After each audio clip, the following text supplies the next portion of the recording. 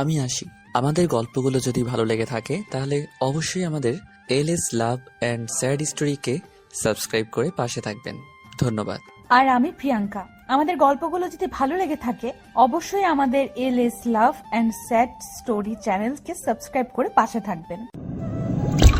ভাইয়ের বাসর ঘরে নিজের প্রেমিকা শিখাকে দেখে ভরকে গেলাম।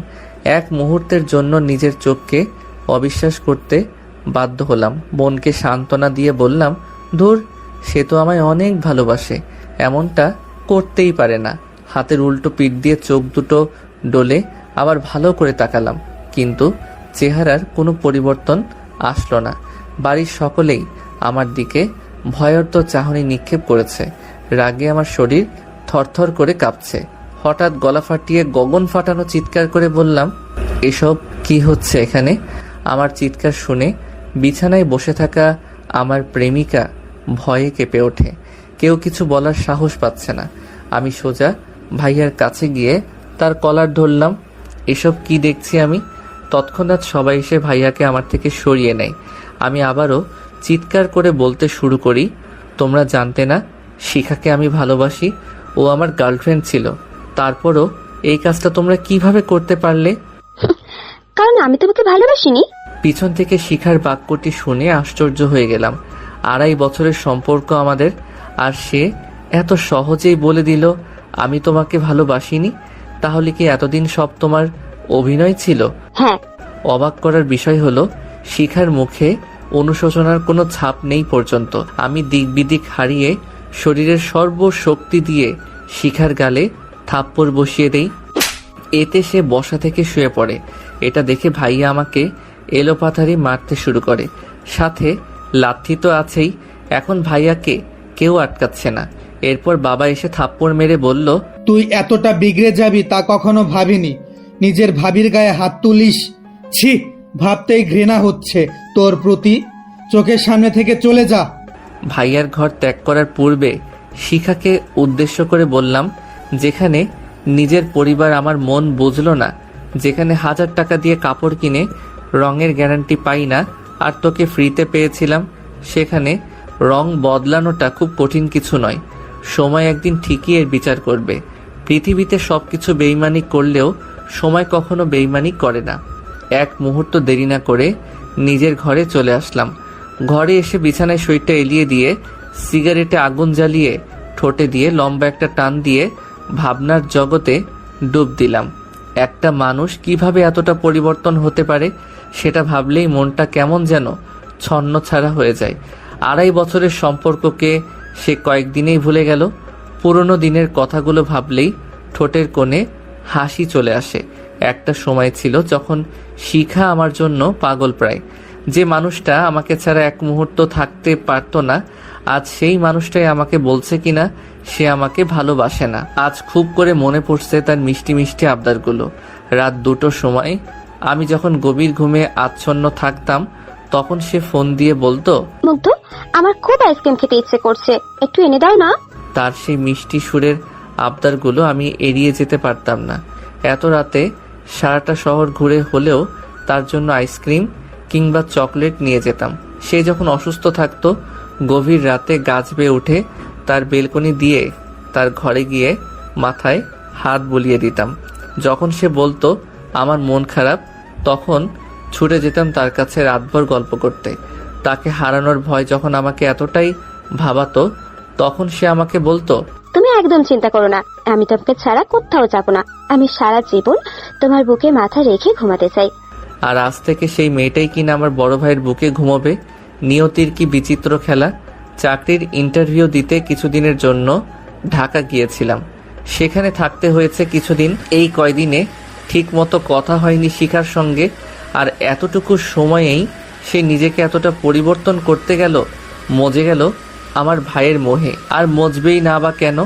কত বড় অফিসার সে, মাস শেষে লাখ টাকা উপার্জন করে, আর আমি তো একটা বেকার ছেলে। ঢাকা থাকা অবস্থায় শুনেছি ভাইয়ার বিক্রি। ভেবেছিলাম তারা হয়তো আমার আসা পর্যন্ত অপেক্ষা করবে, তারপর বিয়ে হবে। কিন্তু আমার পরিবারের কাছে আমি এতটাই অবহেলার পাত্র ছিলাম যে তারা আমার অনুপস্থিতিতে ভাইয়ার বিয়ে দেয়। তারা ভাবতো আমি থাকলে যদি কোনো সমস্যা বাঁধিয়ে ফেলতাম। ভাইয়া জানতো না যে আমি শিখাকে ভালোবাসতাম, কিন্তু মা বাবা তো জানতেন। হঠাৎ হাতে গরম কিছুর ছোঁয়া টের পেয়ে হাতের দিকে তাকালাম। সিগারেটটা পুড়ে শেষ হয়ে গেছে। ঘর থেকে বেরিয়ে ছাদে গেলাম, সেখানে আরও একটা সিগারেট ধরালাম।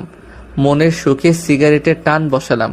পৃথিবীতে সিগারেটই হচ্ছে একমাত্র খাবার যেটা মনের অতল গহ্বরে লুকিয়ে থাকা কষ্টকে টেনে হিচড়ে বের করে উড়িয়ে নিয়ে যায় নিজের সাথে, ঘুরে বেড়ায় পথহারা পথিকের মতো।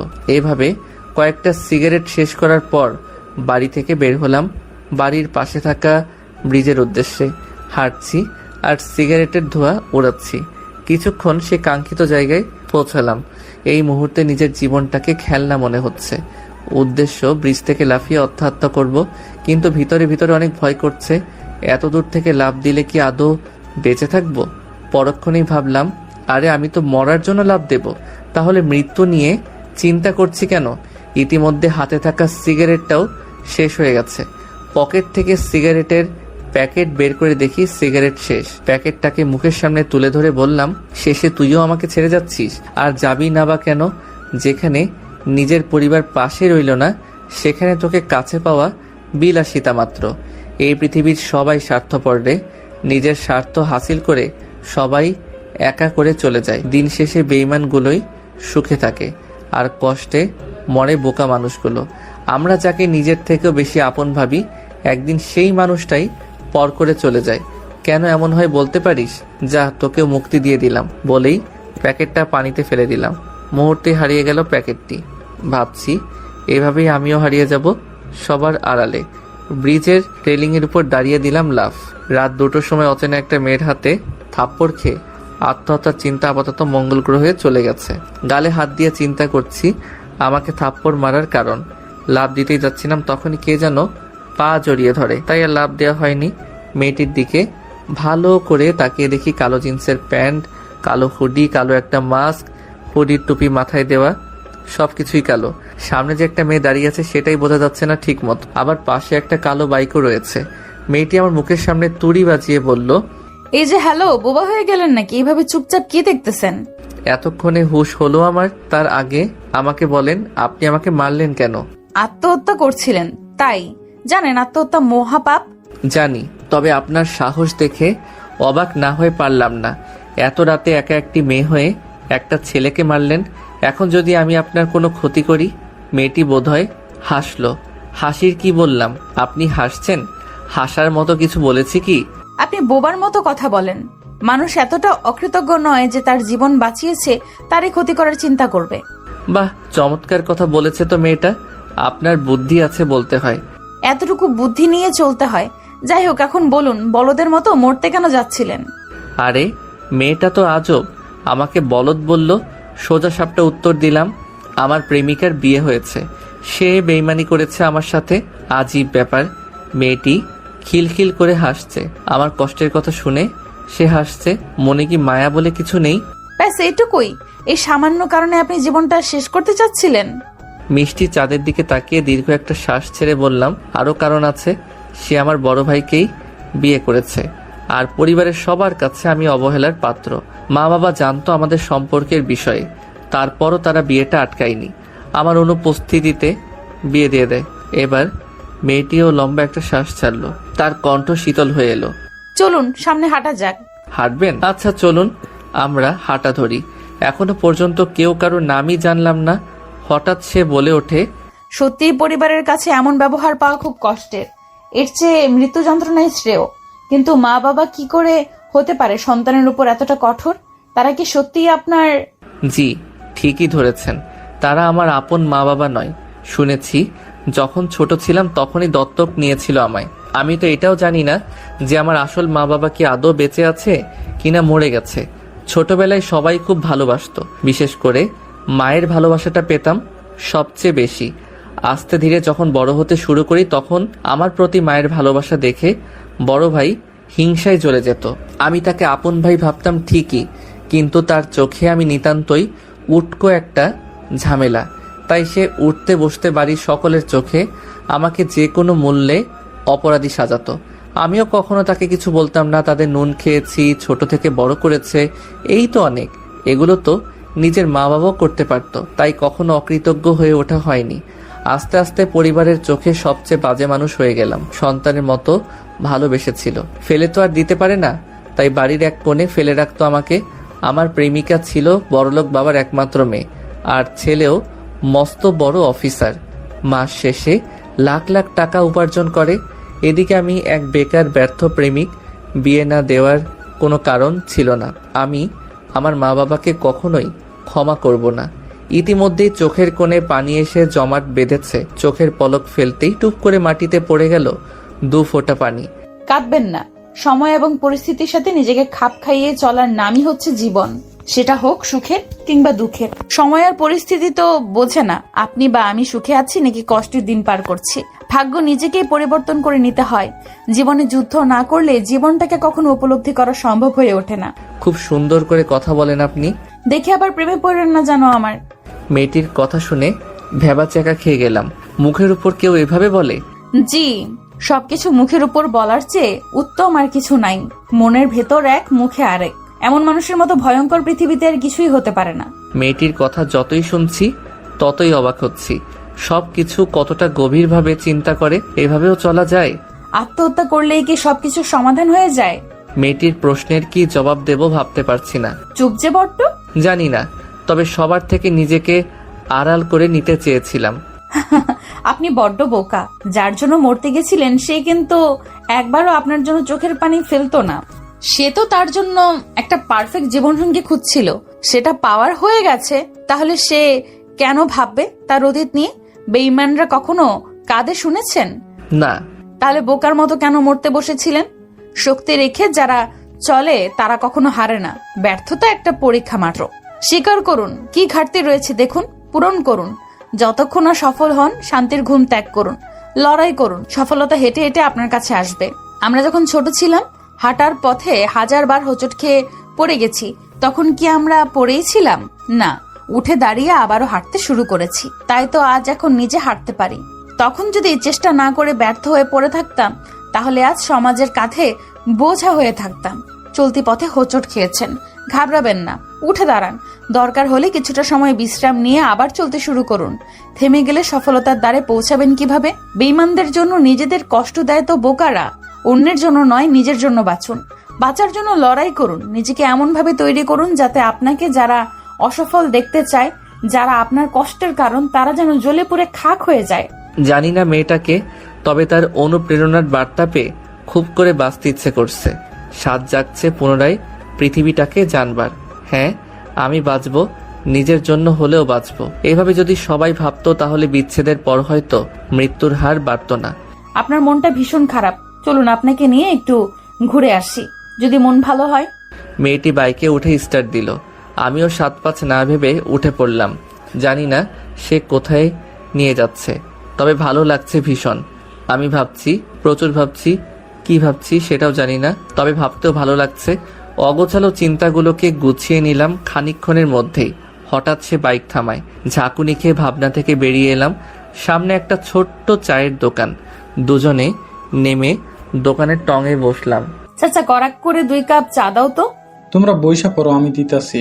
তাদের কথোপকথন শুনে বোঝার অবকাশ থাকে না তারা পূর্ব পরিচিত। দোকানদার চাচার চুল দাড়ি সব পেকে গেছে। সেও হয়তো দুনিয়ার বুকে এক যাযাবর। ঘরে বউ নাই, থাকলে কি আর এত রাতে দোকান খুলে বসতো? চাচার চা খেয়ে মুডটা ফ্রেশ হয়ে গেল। চাচা, চাটা কিন্তু অনেক সুন্দর হয়েছে। ঘটা করে কথাটি বললাম চাচাকে। হ্যাঁ তাই তো, প্রতি রাতে এখানে এসে চা খেয়ে যাই। এখন চায়ের টাকাটা দিন। মেয়েটির কথা শুনে আহম্মক হয়ে গেলাম। নিজে নিয়ে এসে চা খাইয়ে টাকা দিতে বলে। এত অবাক হওয়ার কিছু নেই।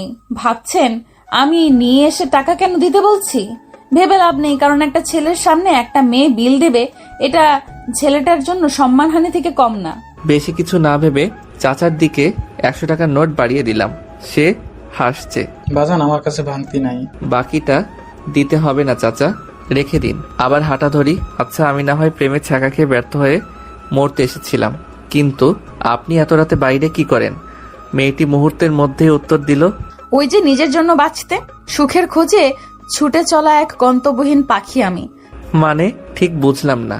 ছোটবেলায় মাকে হারাই, তারপর বাবা আমার দেখাশোনার জন্য একটা বিয়ে করে, কিন্তু সৎ মায়ের চোখে আমি সতই রয়ে গেলাম। বাবার অগোচরে আমার উপর অত্যাচার করত। বড় হওয়ার সাথে সাথে নিজেকে পরিবর্তন করে নিলাম। আপনার মতোই আমার জীবনটা। এখন আমিও আপনার মতো বাবার চোখে বাজে মেয়ে। তাদের কথা রাত বেরোতে ঘুরে বেড়াই, কোথায় না কোথায় নষ্টামি করি, তাই সারাদিন বাইরে ঘুরে বেড়াই। বাড়িতে গেলেই হাজারো প্যানপ্যানানি সহ্য করতে হয়, তাই শেষ রাতে বাড়ি ফেরা হয়। আমার সঙ্গী ওই বাইকটাই। যার মা নেই সেই বুঝে মা না থাকার কষ্ট। আল্লাহ পৃথিবীর সকল মাকে 1000 বছর বেঁচে থাকার তৌফিক দান করুন, আমিন। মেয়েটি আমাকে বাড়ির সামনে এসে নামিয়ে দিল। আজ সে আমাকে না বাঁচালে পৃথিবীর স্বাদটা হয়তো পেতামই না। আল্লাহ সঠিক সময় সঠিক জায়গায় সঠিক মানুষকেই প্রেরণ করে, এটাই তার জীবন্ত উদাহরণ হয়ে থাকবে আমার মনে। আপনার সাথে দেখা হয়ে অনেক ভালো লাগলো। মেয়েটি মিষ্টি একটা হাসি দিয়ে বলল, ভালো থাকবেন আর নিজের খেয়াল রাখবেন। আজ আসি। এই বলে স্টার্ট দিল। আমি পিছু ডাক দিলাম। আমি মুগ্ধ। আপনি? সে একটু জোরেই বলল। উপমা হাসান রুহি। বলেই টান দিয়ে চলে গেল। বাহ, চমৎকার নাম, উপমা হাসান রুহি। কি মিষ্টি লাগে শুনতে। যেমন মিষ্টি মনের মানুষ, তেমনি মিষ্টি তার নাম। সকালে শিখাকে উদ্দেশ্য করে বললাম, ভাবি আমাকে নাস্তা দাও, খুব ক্ষুধা পেয়েছে। বাক্যটি শুনে টেবিলে বসে থাকা সকলের চোখ ডিমের মতো বড় হয়ে গেছে। এক রাতেই গার্লফ্রেন্ডকে এত সহজে ভুলে গেল কি করে? এক রাতেই এতটা পরিবর্তন, বড্ড ভাবাচ্ছে বিষয়টা। আর শিখা তো আহমকের মতো হা করে তাকিয়ে আছে আমার দিকে। কি ব্যাপার ভাবি, এভাবে তাকিয়ে আছো কেন? আর তোমরা সকলে আমাকে এভাবে দেখছো কেন? আগে দেখোনি আমাকে? মা আমার মাথায় হাত দিয়ে বলল, তুই ঠিক আছিস তো মুগ্ধ? শরীর খারাপ করেনি তো? মায়ের কথা শুনেই মনের ভিতর জ্বলতে থাকা বাতিটা কেন যেন নিভে গেল। যেই মা আগে কোনো বাক্য শেষ করার আগে বাবা শব্দটা জুড়ে দিত, আজ সেই মাই কিনা নাম নিয়ে ডাকে। মনটাকে শক্ত রেখে বললাম, আমি সম্পূর্ণ ঠিক আছি। আর তোমরা এমন বিহেভিয়ার করছো কেন সেটাই তো বুঝে উঠতে পারছি না। কেউ কিছু বলার আগে ভাইয়া কর্কশ কণ্ঠে বলে ওঠে, দেখো নেশা টেশা করছে কিনা। ছোটবেলা থেকেই মদকে খুব ঘৃণা করি। এই শব্দ শুনলেই মাথায় রাগ ওঠে। ভাইয়া হয়তো ভেবেছে কালকের মতোই আজও তার দিকে ক্ষিপ্ত হয়ে মারতে যাব। আমি নিজেকে কন্ট্রোল করে ভাইয়ার দিকে তাকিয়ে একটা মিষ্টি হাসি উপহার দিলাম। এতে তার হাসিটা নিভে গেল। নেশা তো কাল রাতে করেছিলাম ভাইয়া, তাই কাল উল্টাপাল্টা সব কাজ করে ফেলেছি। ক্ষমা করে দিস ভাইয়া। আর ভাবি তুমিও ক্ষমা করে দিও প্লিজ। শিখার দিকে তাকাতেই চোখের কোণে পানি এসে জড়ো হলো। মেয়েটা কতটা স্বার্থপর, সবার চোখ এড়িয়ে সেটা মুছে নিলাম। কেউ না দেখলেও শিখা দেখে নিয়েছে, কারণ তখন তার দিকে তাকিয়েছিলাম। মনের ভিতর কষ্ট লুকিয়ে রেখে আর কতই বা হাসা যায়। মনটা তো খুব নরম, কোনো পাথর নয় যে সারাদিন পানি ঢাললেও সে গলবে না। উফ ভাবি, আর দেরি না করে নাস্তা দাও, ঠান্ডা হয়ে যাবে তো। শিখা মুখটা মলিন করে সবাইকে নাস্তা পরিবেশন করলো। প্রিয় মানুষটিকে পাইনি তো কি হয়েছে, তার হাতে রান্না খাওয়ার তো সৌভাগ্য হয়েছে। তাই দুঃখ বিলাস না করে তৃপ্তি নিয়ে খেলাম। খাওয়া শেষ করে ছাদে গেলাম। এক কোণে দাঁড়িয়ে মনের সুখে সিগারেটে টান মারছি আর প্রকৃতির সাথে নিজের কষ্টগুলোকে ভাগাভাগি করছি। কিছুক্ষণ পর কারো পায়ের শব্দ পেলাম। তাকিয়ে দেখি শিখা, সে গুটি গুটি পায়ে আমার পাশে এসে দাঁড়ালো। হঠাৎ স্বামীকে ঘরে রেখে ছাদে এলেন যে? অফিসে গেছে। বাহ, চমৎকার বিষয়। বিয়ের পর দিনে অফিস, বেশ দায়িত্ববান স্বামী পেয়েছেন। শিখা চুপচাপ দাঁড়িয়ে আছে। আমিও আর কিছু না বলে আকাশপানে চেয়ে রইলাম। কি ভাবছো এমন আকাশের দিকে তাকিয়ে? ভাবছি মানুষ কতটা নিখুঁত অভিনয় জানলে দীর্ঘ 2.5 বছর অভিনয় করে যেতে পারে, তাও আবার যেমন তেমন নয়, ভালোবাসার অভিনয়। আপনি চাইলেই নাটক বা সিনেমায় কাজ করতে পারেন, বেশ নামডাক হবে। আমার কথার কোনো উত্তর দিল না শিখা। কিছু সময় নীরব থেকে বলল, তখন খাবার টেবিলে কাঁদছিলে কেন? ফিক করে হেসে দিয়ে ফেললাম। কাঁদিনি, চোখে কিছু একটা পড়েছিল তাই চোখে পানি এসেছিল। আচ্ছা একটা কথা জিজ্ঞেস করব? এর আগে তো এমন ঘটা করে অনুমতি নিতে না, তবে আজ কেন? পুরো কথা শেষ করতে না দিয়েই বললাম, আগে আপন ছিলেন আর এখন আপনি আমার কেউ না, তাই আগের কথা টেনে কথা না বললেই ভালো। যাই হোক বলেই ফেলি, আমি আসলে জানতে চাচ্ছি আমার সাথে প্রতারণা করার কারণটা কি। এমন অপরাধ করেছিলাম যার জন্য এই ভয়ঙ্কর শাস্তি দেওয়া হলো? সবকিছু তোমার ভাইয়ের কথাই করেছি। চমকে উঠলাম কথাটি শুনে। তার মানে এটাতেও ভাইয়ার হাত রয়েছে? মানে? তোমার ভাইয়ের সাথে আমার রিলেশন 3 বছরের। একদিন হঠাৎ তোমার ভাইয়া আমাকে বলে তোমার জন্য নাকি মা তাকে ভালোবাসেনি, সব ভালোবাসা তুমি একাই পেয়েছো, এমনকি সব সম্পত্তি তোমার নামেই করে দেবে। তাই সে তোমার সাথে আমাকে ভালোবাসার নাটক করতে বলে, তাই আমিও তার কথায় রাজি হয়ে যাই।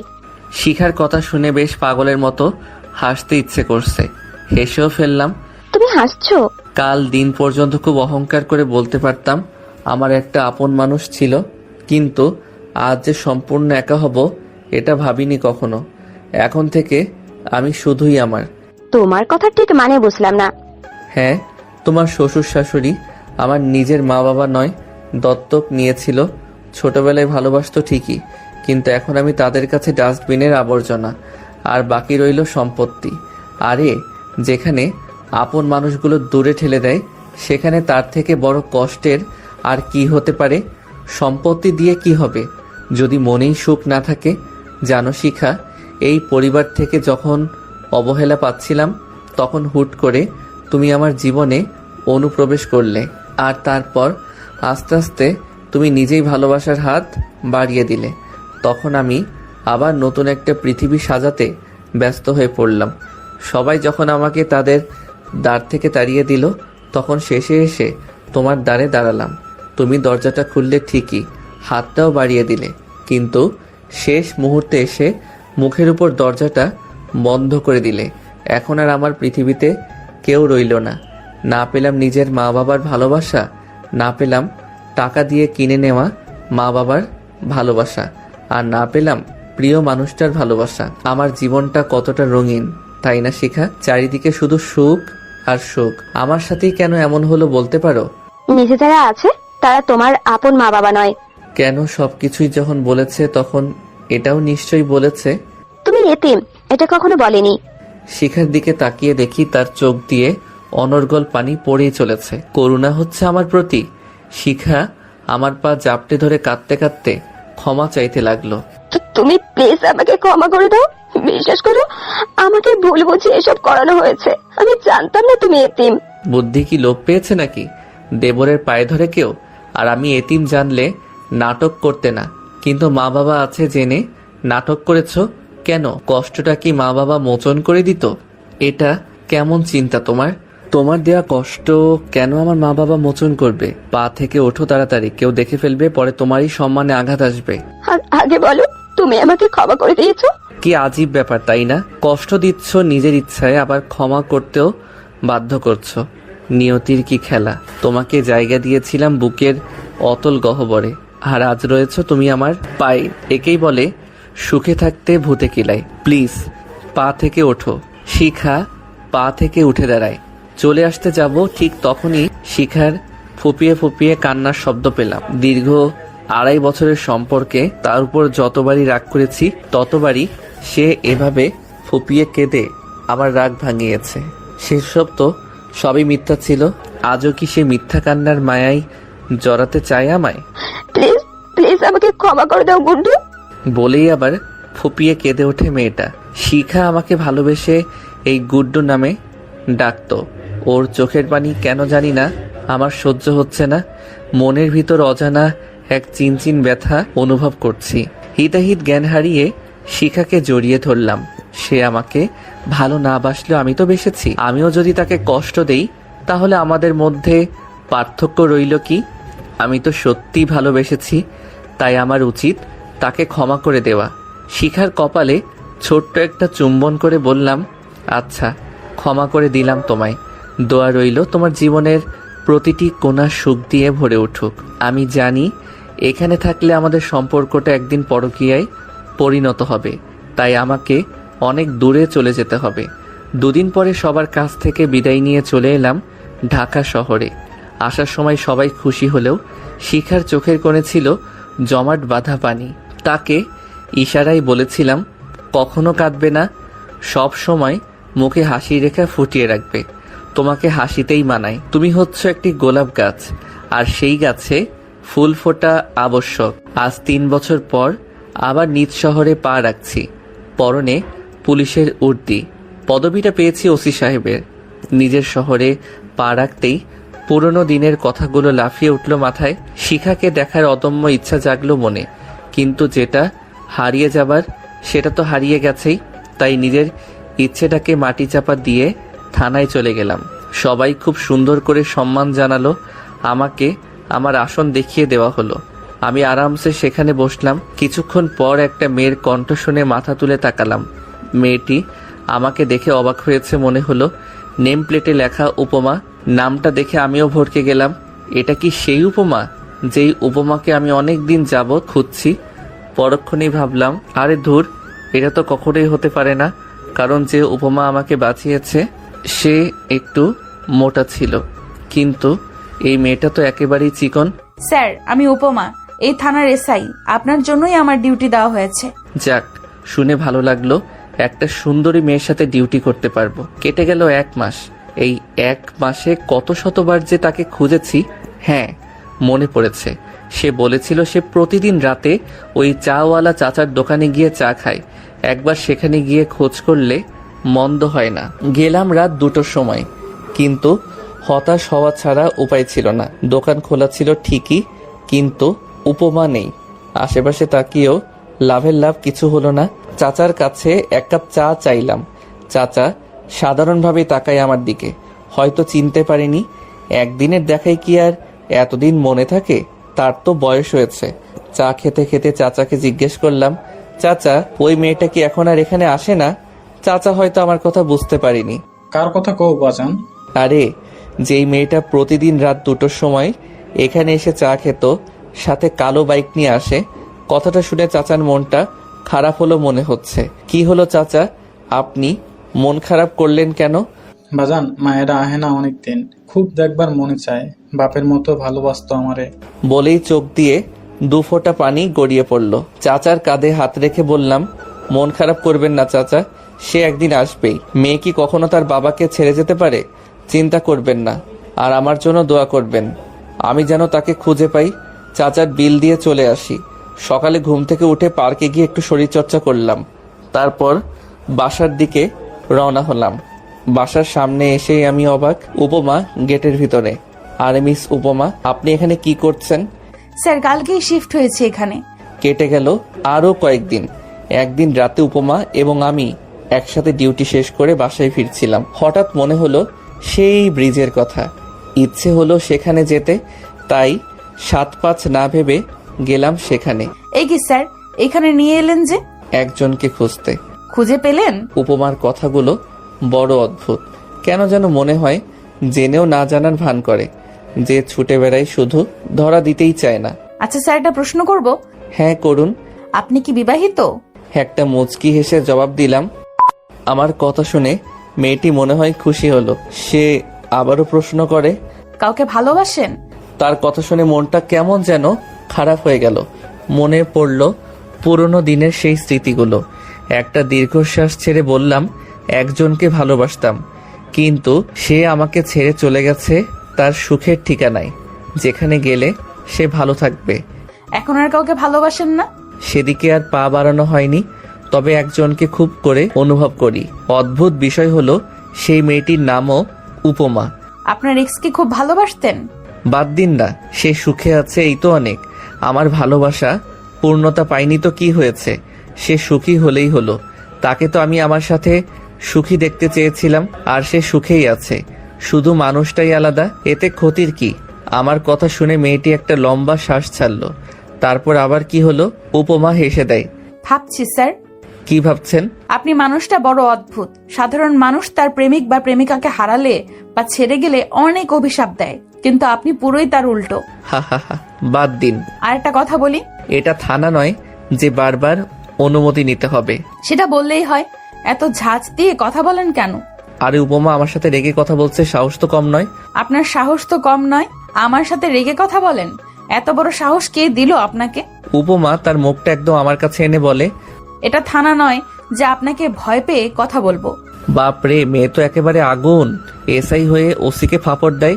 আমার নাম থাকলো।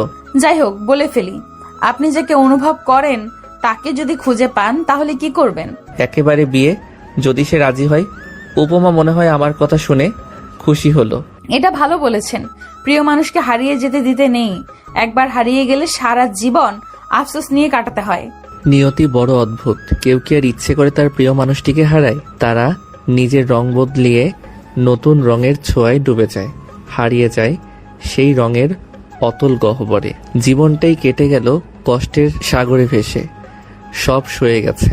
কষ্ট পাবেন না, জীবন এমন এক মুহূর্ত আসবে তখন শুধু সুখ আর সুখ। দেখবেন একদিন সুখের রাজ্যে ভাসছেন, কারণ দুঃখের পরেই আসে সুখ। দুঃখ তো একটা পরীক্ষা মাত্র। আপনার কথাগুলো খুব পরিচিত মনে হচ্ছে। হতেও পারে। আচ্ছা, সেই মেয়েটা যদি দেখতে কুৎসিত হয় তবুও তাকে বিয়ে করবেন? চেহারা দিয়ে আর কি করব?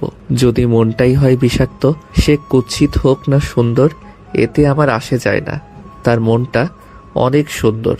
একটা মানুষ কতটা ভালো হলে একজনের প্রাণ বাঁচিয়ে তাকে বাঁচতে শেখায়। সে আর যাই হোক, আর 5টা মেয়ের মতো বেইমান হবে না।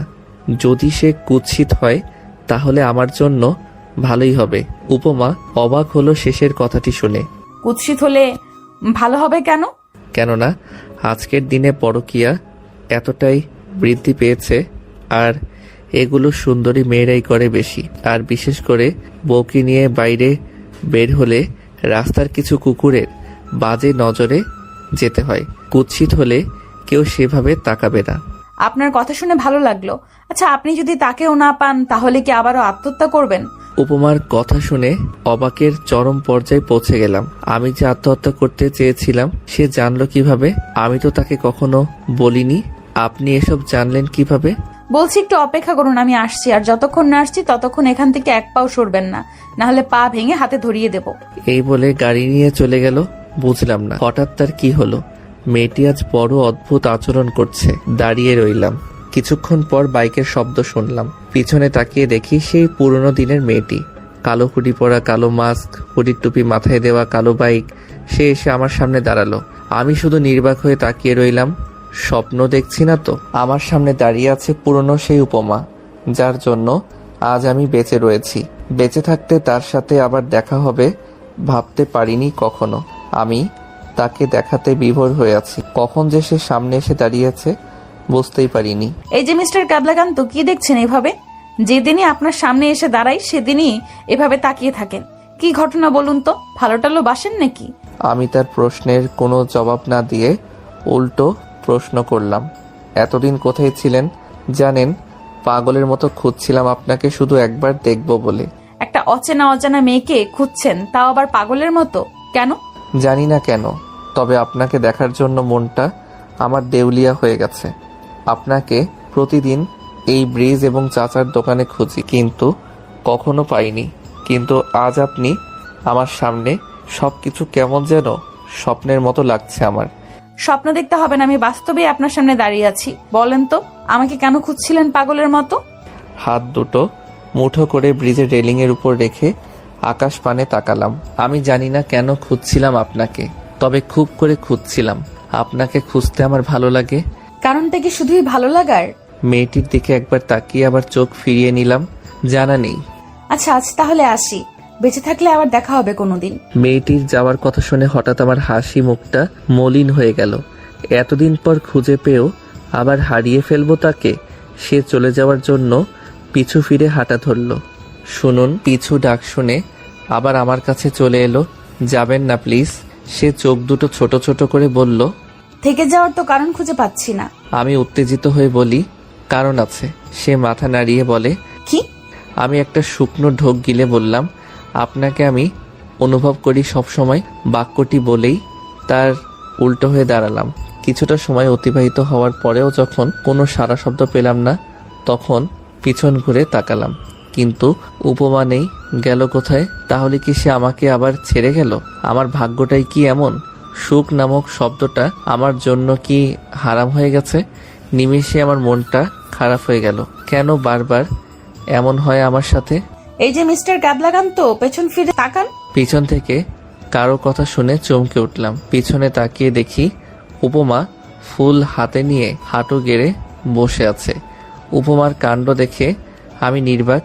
এই কাজটা সবসময় ছেলেরা করে থাকে, কিন্তু এখানে উপমা নিজেই। উইল ইউ বি মাই সন্তানের বাবা? উপমার প্রপোজ দেখে আমি টাসকিত। এরকম প্রপোজও কেউ করে? বেশি ঢং না করে ফুলটা নাও। আমি তাড়াতাড়ি ফুলটা নিয়ে উপমাকে তুলে একটু কাছে নিয়ে আসলাম। আজ প্রথম তার হাত ছুঁয়ে দেখলাম।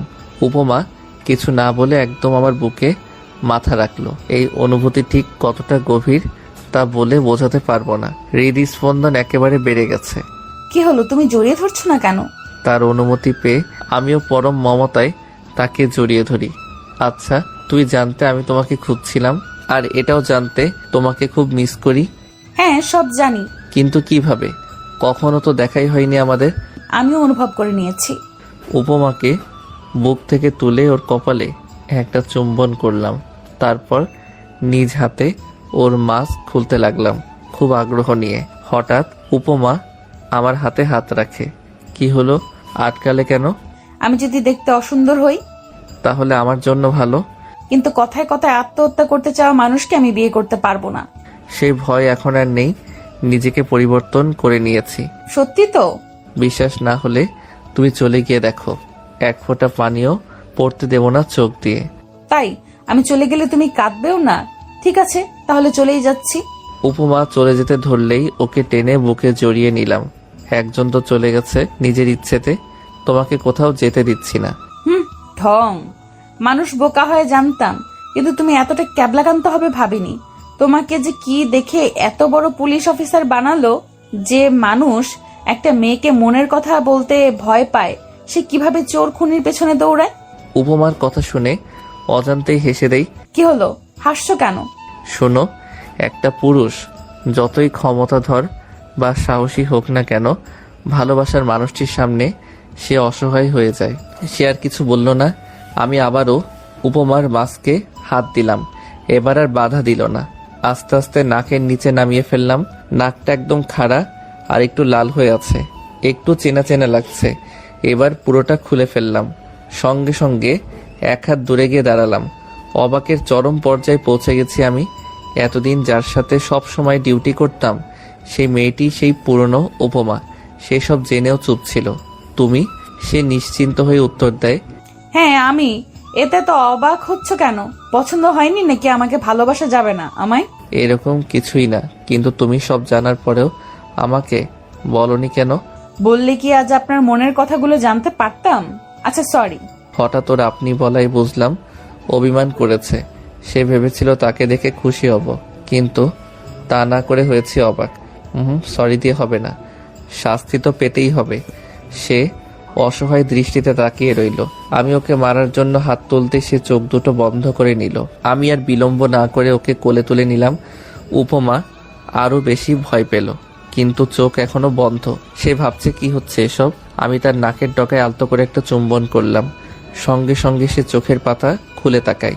কি করছো? মানুষ দেখবে তো। তুমি আবার কবে থেকে মানুষের কথা চিন্তা করা শুরু করলে? এভাবে হেসো না, কন্ট্রোল হারিয়ে ফেলবো। এই খবরদার, রাস্তায় কোনো ভণ্ডামি চলবে না। কে শুনে কার কথা? উপমার দুই চোখের পাতায় এবার চুম্বন করলাম। সে লজ্জায় বুকে মাথা লুকালো। তাকে বাইকের উপর বসিয়ে দিলাম। নাও চালাও, বাসায় চলো। উপমা স্টার্ট দিল। আমি পিছনে বসে ওকে জড়িয়ে ধরে ঘাড়ে থুতনি রাখলাম। এতে সে শিউরে ওঠে। মুগ্ধ, কি করছো প্লিজ? ওর কানের নিচে ঠোঁটের স্পর্শ করলাম। তারপর ঘাট থেকে থুতনি সরিয়ে নিলাম, তবে জড়িয়ে ধরে আছি। আর সে আপন গতিতে বাইক চালাতে শুরু করে। আজ আমার কতটা ভালো লাগছে বলে বোঝানো প্রায় অসম্ভব। প্রিয় মানুষকে কাছে পাওয়ার অনুভূতি আলাদা। আচ্ছা তুমি কবে থেকে আমায় ভালোবাসো? যবে থেকে আমার অনুভবে তুমি এসেছো। পাগল। সকালবেলা কলিং বেল বাজানোর শব্দে ঘুম ভেঙে গেল। একরাশ বিরক্তি নিয়ে দরজা খুলে দেখলাম উপমা দাঁড়িয়ে আছে হাতে বাটি নিয়ে। উপমাকে দেখার সঙ্গে সঙ্গে আমার মুখের বিরক্তি উবে গেল। উপমাকে দেখে মনটা কেমন যেন খুশিতে ভরে ওঠে। বুকে দুহাত গুজে দিয়ে দরজায় হেলান দিয়ে বললাম, কি ব্যাপার ম্যাডামের আজ আমার বাড়িতে আগমন? উপমা মুখটা ভেঙচি দিয়ে বলল, এমন হিরোদের মতো ভাবনা নিয়ে দরজা থেকে সরে দাঁড়াও, আমি ভেতরে যাব। অজ্ঞতা সে আমাকে ঠেলে ভিতরে ঢুকলো। অমনি আমার হাওয়া ফুস করে বেরিয়ে গেল। তোমার বেডরুম কোনটা? আমি অসহায় ছেলের মতো দেখিয়ে দিলাম। উপমা বাটি নিয়ে চলে গেল আমার রুমে। আমিও তার পিছু পিছু গেলাম। বাটিটা টেবিলের উপর রেখে কোমরে হাত দিয়ে আমাকে আদেশ করলো, যাও গিয়ে ফ্রেশ হয়ে এসো। কি হলো, ব্রাশ করতে এতক্ষণ লাগে? বাথরুমে গিয়ে ব্রাশ করছি আর ভাবছি, বাপরে এই মহিলা বিয়ের আগে এভাবে আদেশ করছে, বিয়ের পর না জানি কি করে। এই মেয়ে তো দেখি আমাকে সব সময় দৌড়ের উপর রাখবে। তাড়াতাড়ি ফ্রেশ হয়ে চলে গেলাম। বাসায় আমাকে আদেশ করা হচ্ছে, তাই না? একবার চলো থানায়, তারপর দেখবে মজা। ইতিমধ্যেই উপমা খাবার প্লেটে বেড়ে ফেলেছে, তাও আবার আমার পছন্দের ভুনা খিচুড়ি। আমি খুশি হয়ে বিছানায় বসলাম। প্লেট হাতে নিয়ে খেতে যাব, অমনি উপমা আমার হাত থেকে প্লেটটা নিয়ে খাইয়ে দিতে লাগলো। তোমার যে হাত কেটেছে এটা আমি জানি, তাই আমি খাইয়ে দিচ্ছি। আমি ওর দিকে একটা মায়াবী চাহনি নিক্ষেপ করে খেতে শুরু করি। মেয়েটা কত সুন্দর করে খাইয়ে দিচ্ছে, কখন আবার ঠোঁটের কোণে খাবার আটকে গেলে সেটাকে আলতো করে সরিয়ে দিচ্ছে। এতটা ভালোবাসা আমার কপালে ছিল, কথাটি সত্যি। দুঃখের পরে আসে সুখ। এই তুমি কাঁদছো কেন? উপমার কথাই হুঁশ হয় আমার। চোখের পানিতে গাল দুটো ভিজে গেছে। খুব ছোটবেলায় এভাবে আদর করে মা খাইয়ে দিত। এভাবে কেউ খাইয়ে দেয় না। কত কাল হয়ে গেল, আজ তোমার এই মায়ের মতো ভালোবাসা দেখে মায়ের কথা মনে পড়ে গেল। উপমা প্লেটটা ডান হাতে নিয়ে বাম হাত দিয়ে আমার চোখের পানি মুছে দিল। অতীতের কথা ভেবে কি হবে বলো তো? শুধু শুধু মনটাকে কষ্টের সাগরে ভাসিয়ে দেওয়া। এখন ভাববে শুধু বর্তমান নিয়ে। বর্তমানে ভালো থাকলেই ভবিষ্যতে ভালো থাকতে পারবে। আমি উপমাকে জড়িয়ে ধরে বললাম, এই দুনিয়ায় আমার সকল আপনজন আমায় ছেড়ে গেছে। তুমি কখনো আমায় একলা করে যেও না। যাওয়ার আগেই নিজের করে নাও। তাই করতে হবে। আবারও খাইয়ে দিচ্ছে উপমা। হয়েছে, এখন বাকিটুকু খেয়ে নাও। খুব ভালো লাগছে উপমার হাতে খেতে।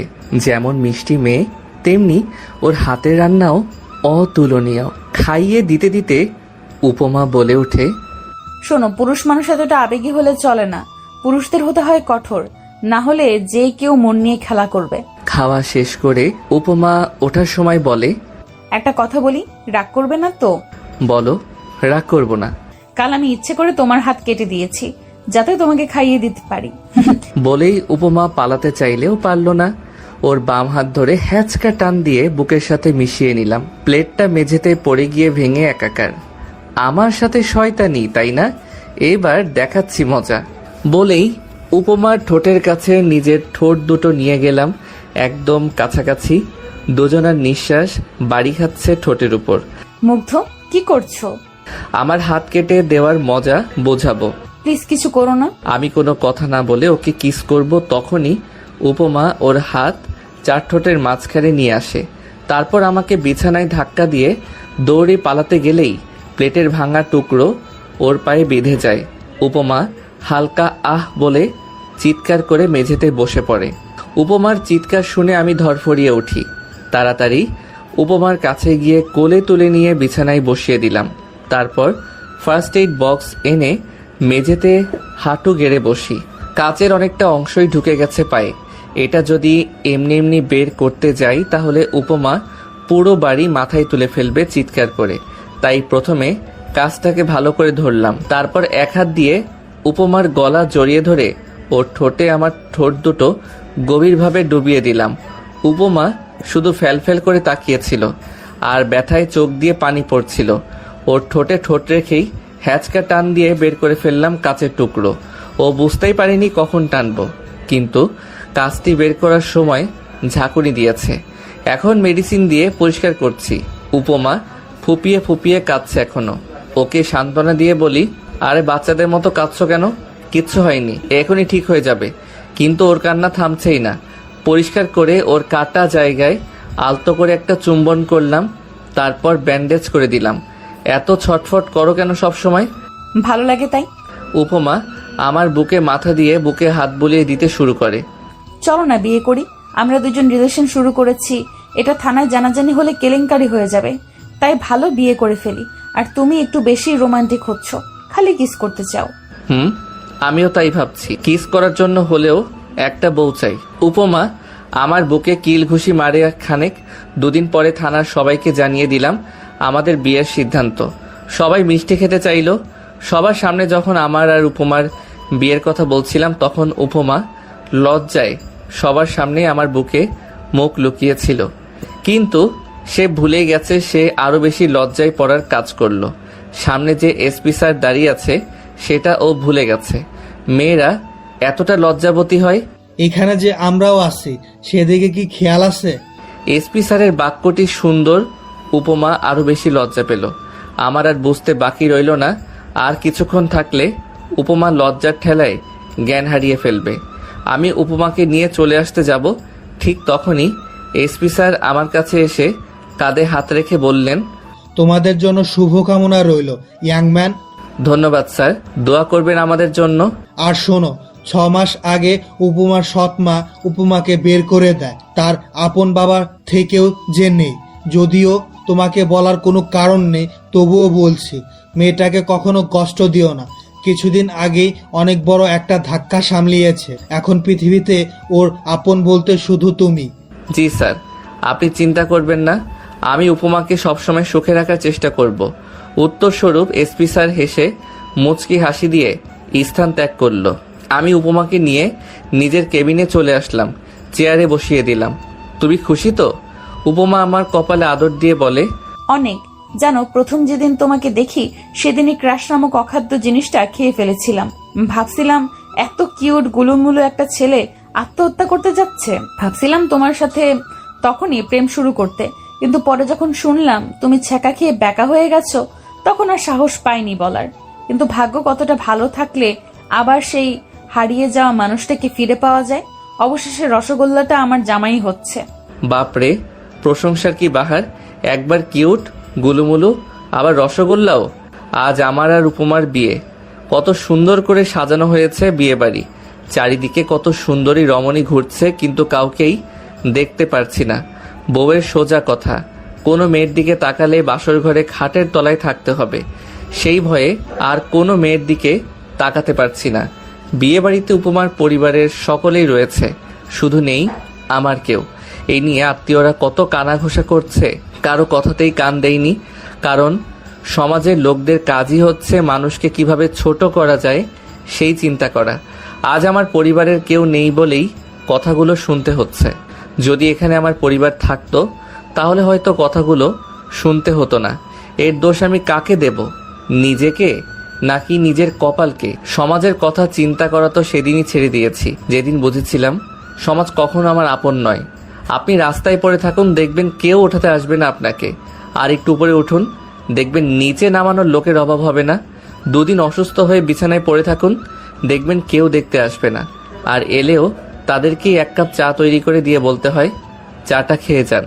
সমাজকে আপনি খুব কাছে পাবেন তখনই যখন সুখ আপনার জীবনের প্রতিটি কোণায় ভাসবে।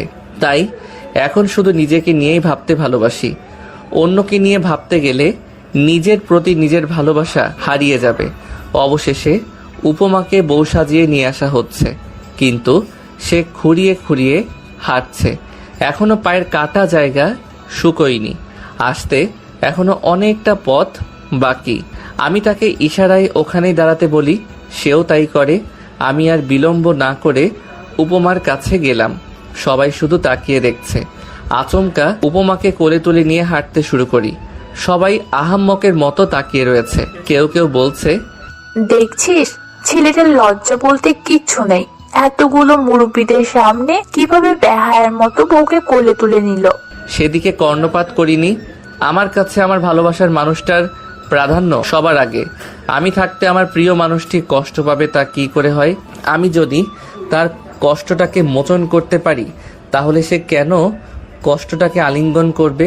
কিছু কিছু সময় বড়দের কাছে বেয়াদব হতে হয়, না হলে বুঝবেন না সে আপনার জন্য তার মনে কি চিন্তা পোষণ করে রেখেছে। উপমাকে আমার পাশে বসিয়ে দিলাম। লাল রঙের লেহেঙ্গা, মুখে হালকা মেকআপের প্রলেপ, ঠোঁটে লাল লিপস্টিক, সব মিলিয়ে আমার কাছে সে চাঁদের পরি। আমার পাশে বসে একটা মিষ্টি হাসি উপহার দিল উপমা। আমিও মুচকি হেসে তাকিয়ে রইলাম উপমার মুখপানে। কি মিষ্টি লাগছে আমার বউটাকে। কিছুক্ষণ পর কাজী ও হুজুর এসে বিয়ে পড়িয়ে দিল। অবশেষে আলহামদুলিল্লাহ ও কবুল বলে ছোট্ট পৃথিবীটাকে আপন করে নিলাম। যখন উপমাকে বলা হয়েছে, বলো মা কবুল, তখন সে কি যে খুশি মনে কবুল বলেছে, সে দৃশ্যটি দেখলেই মনে শান্তির জোয়ার ভাসে। বোঝা গেছে আমার প্রতি তার ভালোবাসার টান কতটুকু। বাসর ঘরের সামনে দাঁড়িয়ে আছি, হাতে একটা বিরিয়ানির প্যাকেট। এই দিনে মেয়েরা খুব সম্ভবত খাবার ঠিক মতো খায় না। আপনার বিয়েটা যখন পারিবারিকভাবে হবে তখন মেয়েটা থাকে একেবারেই অচেনা। যদি শুরু থেকে মেয়েটির মন পেতে চান তাহলে বাসর ঘরে 1 প্যাকেট বিরিয়ানি নিয়ে যান, বউকে সুন্দর করে খাইয়ে দিন, দেখবেন আল্লাহর তরফ থেকে তার মনে আপনার জন্য একটা সুন্দর ভাবনার সৃষ্টি হবে। সে বুঝতে পারবে আপনি ভরসা করার মতো একটা মানুষ পেয়েছি, যে মানুষটা শুরুতেই আমার কেয়ার করছে, অবশ্যই বাকি জীবনটাও তার সর্বোচ্চটা দিয়ে আগলে রাখবে। আপনার এই আচরণে মডার্ন মেয়েটাও নুয়ে যেতে পারে। আল্লাহর নাম নিয়ে দরজা খুলে ভিতরে প্রবেশ করি। আমাকে দেখে উপমা মিষ্টি কণ্ঠে সালাম দিল। আসসালামু আলাইকুম। মুচকি হেসে উত্তর দিলাম, ওয়ালাইকুম আসসালাম। প্যাকেটটা বিছানায় রেখে বউয়ের পাশে গিয়ে বসি। বউ ইয়া লম্বা ঘোমটা টেনে বসে আছে। ঘোমটা তুলে উপমার কপালে ও 2 চোখের পাতায় আদর দিলাম। ওর চোখে মুখে হাসির ঝলকানি। ও হাসলে যেন হেসে দেয় পৃথিবী। হাত ধুয়ে এসে প্যাকেটটা খুলে খাবার হাতে নিয়ে বললাম, সারাদিন তো বোধহয় কিছু খাওনি, নাও হা করো। এসবের কি দরকার ছিল? আমার তো খিদে পাইনি। তাহলে ফেলে দিয়ে আসি। আরে রাখছো কেন? আজ তোমাকে একেবারে নিজের করে পাবো, এই খুশিতেই তো মন আর পেট দুটোই ভরে গেছে। আর তুমি এতটা ভালোবেসে নিয়ে এসেছো, আমি না খেয়ে পারি? এখন খাইয়ে দাও। মেয়েটার উপর কোনোভাবেই রাগ করা যায় না।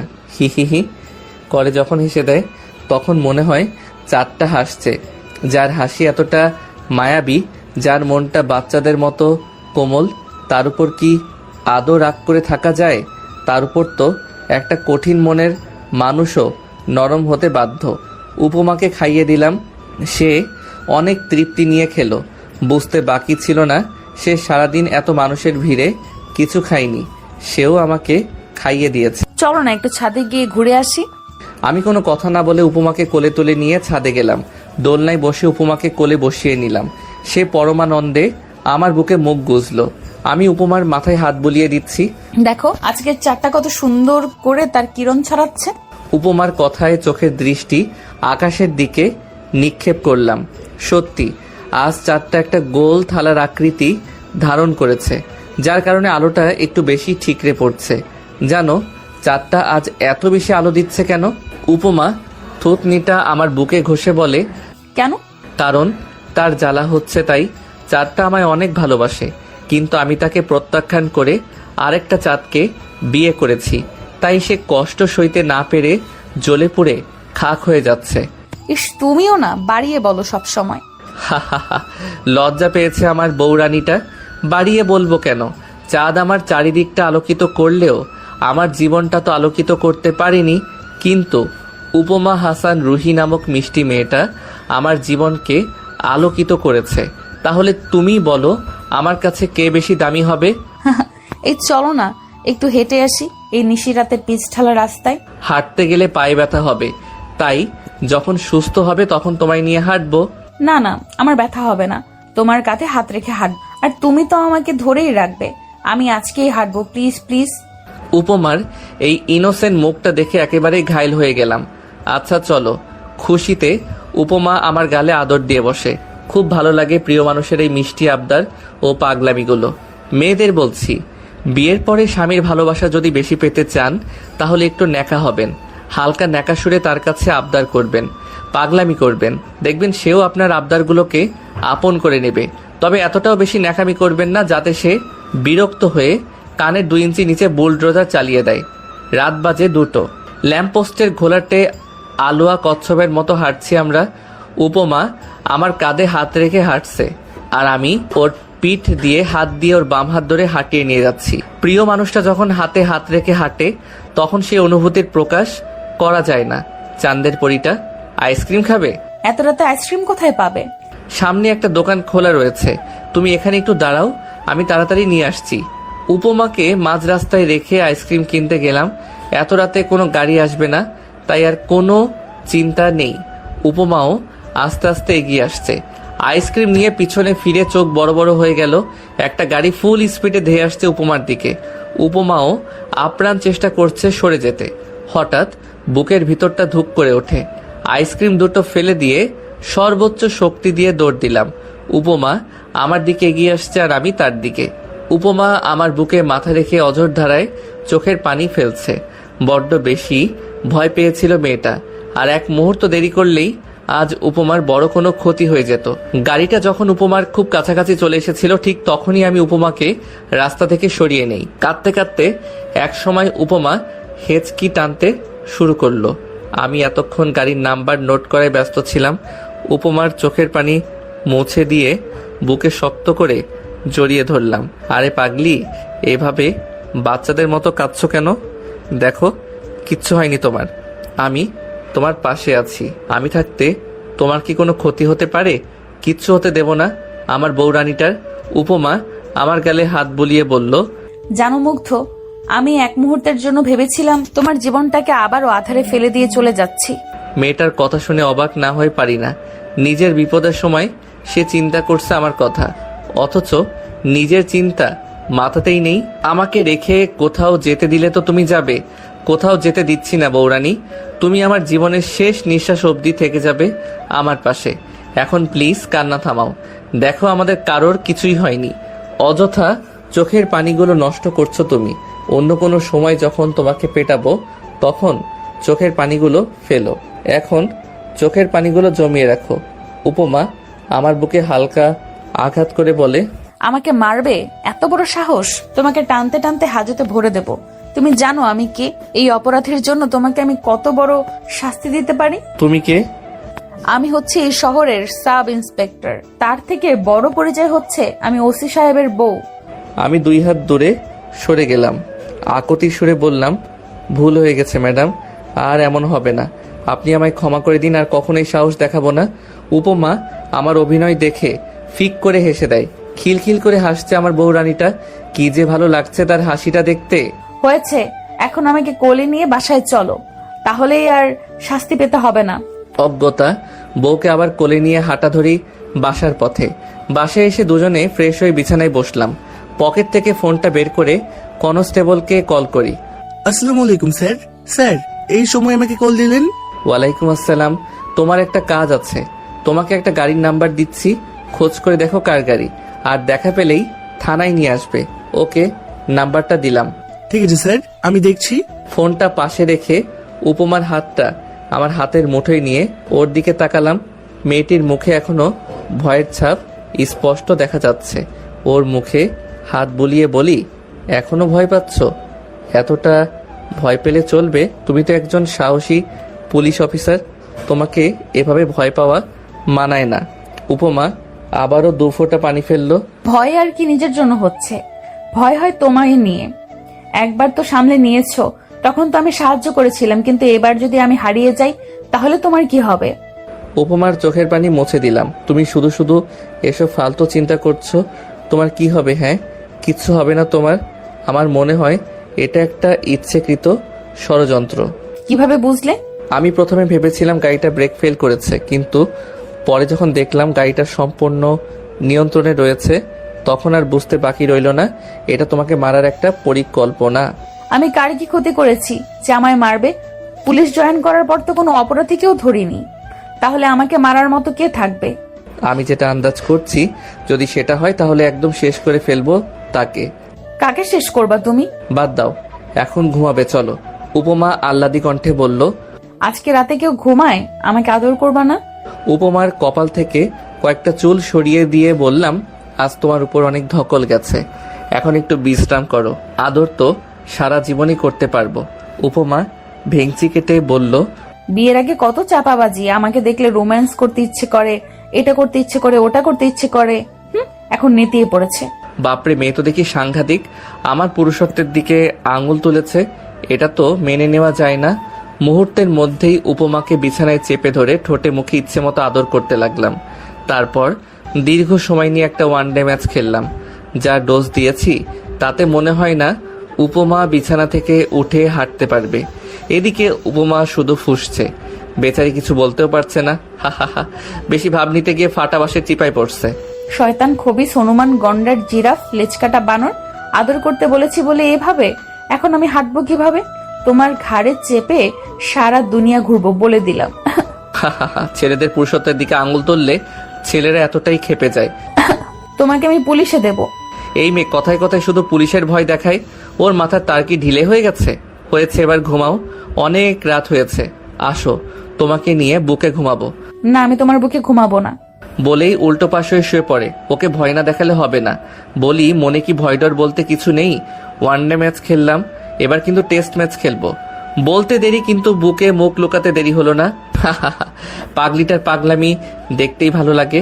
একটু পর বুকে পিঁপড়ে কামড়ানোর মতো ব্যথা পাচ্ছি। তাকিয়ে দেখি উপমা আমার বুকে কামড় বসিয়েছে। ওকে মুখ বরাবর তুললাম। খানিকটা সময় দুজন দুজনের চোখের দিকে তাকিয়ে রইলাম। তারপর উপমার ঠোঁটে আলতো করে ঠোঁট ছোঁয়ালাম। কিছুটা সময় অতিবাহিত হওয়ার পর বুকে শক্ত করে জড়িয়ে ধরে বললাম, এখন আর দুষ্টুমি নয় বৌরানী, এবার ঘুমাও, না হলে আমি রেগে যাব। বলে কপালে আরও একটা আদর দিলাম। এবার আমার বৌরানীটা একটু শান্ত হলো। ওর মাথায় হাত বুলিয়ে দিতে শুরু করি। এরপর আস্তে আস্তে দুজনে হারিয়ে গেলাম ঘুম রাজ্যের অতল গহ্বরে। অতীতকে অতীতই থাকতে দিন। একে মনে করে নিজের জীবনটাকে বিষাক্ত করবেন না। নিজের অতীত বর্তমান জীবনসঙ্গীকে বলবেন না। সে যদি আপনার জন্য পারফেক্ট না হয়, সে যদি আপনাকে বুঝতে না পারে, তাহলে দেখবেন কোনো একদিন সে আপনার অতীত তুলে খোঁটা দিতে ভুলবে না। কি দরকার নিজের অতীতকে টেনে আনার? অতীতটা লুকিয়ে যদি জীবনটা সুখের হয়, তাহলে ক্ষতি কি? সবাই তো আর উপমা নয় যে আপনাকে আপনার মতো করে বুঝবে। আর একটা কথা, সবসময় আফসোস করে এমন মেয়ে কখনো বিয়ে করবেন না। তাহলে জীবনে সুখী তো হতে পারবেনই না, উল্টো জীবনটা জাহান্নামে পরিণত হবে।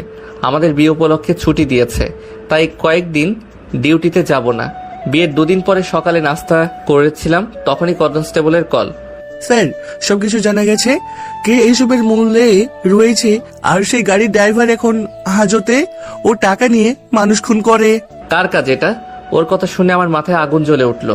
একটা মানুষ এতটা নিকৃষ্ট কিভাবে হতে পারে? আমিও থানায় গিয়ে নিশ্চিত হয়ে নিলাম। তারপর বাসায় এসে উপমার হাত ধরে নিয়ে এসে গাড়িতে বসিয়ে চালাতে শুরু করলাম। সে হাজারবার জিজ্ঞেস করছে, আমরা কোথায় যাচ্ছি? কোনো কথার জবাব না দিয়ে চুপ রইলাম। উপমার বাবার বাসায় বসে আছি। আমার পাশে উপমা বসে আছে এবং সামনে শ্বশুর শাশুড়ি। শাশুড়ি বললে ভুল হবে, তিনি একজন অমানুষ। সবাই অধীর আগ্রহ নিয়ে বসে আছে আমি কিছু বলবো বলে। আমি শুধু চেষ্টা করছি নিজের রাগটাকে নিয়ন্ত্রণে রাখতে। একসময় উপমা বলেই ফেললো, কি হয়েছে মুগ্ধ? তুমি এইভাবে আমাকে না বলে বাবার বাসায় নিয়ে এসেছো কেন? আর বাবা মাকে সামনে বসিয়ে রেখেছো, কিছুই বলছো না যে? এবার শ্বশুর মশাইও বলে ওঠে, জামাই বাবাজি, তোমাকে চিন্তিত মনে হচ্ছে, আর তোমার মুখ দেখে বোঝা যাচ্ছে তুমি রেগে আছো। কি হয়েছে বাবা, বলো আমাকে। আমার মেয়ে কি কোনো অপরাধ করেছে? আমি একবার উপমার দিকে তাকিয়ে দৃষ্টি সরিয়ে শ্বশুর মশাইয়ের দিকে তাকালাম। সুষ্ঠুভাবে বললাম, অপরাধ আপনার মেয়ে নয়, করেছে আপনার ঘরের বউ। আমার মুখে এই ধরনের বাক্য শুনে সবাই কিঞ্চিত অবাক হয়েছে বটে। শ্বশুর মশাই হয়তো ভাবতে শুরু করেছে ছেলেটার বিয়ে হতে না হতে বেয়াদবি শুরু করেছে।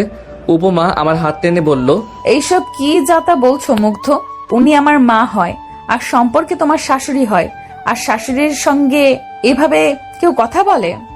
উপমার দিকে তাকিয়ে একটা মুচকি হাসি উপহার দিলাম। মেয়েটা বড্ড অভিনয় করতে জানে।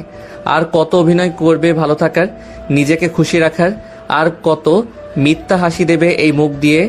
এবার উপমার মুখটা মলিন হয়ে গেল। শ্বশুর মশাই আমার কথার আগাগোড়া কিছুই বুঝতে না পেরে জিজ্ঞেস করলো, তুমি কি বলছো? আমি তো কিছুই বুঝতে পারছি না বাবা। এবার শ্বশুরের দিকে এগিয়ে গেলাম। মেয়েকে জন্ম দিয়ে নিজের দায়িত্বটা গুটিয়ে নিয়েছেন।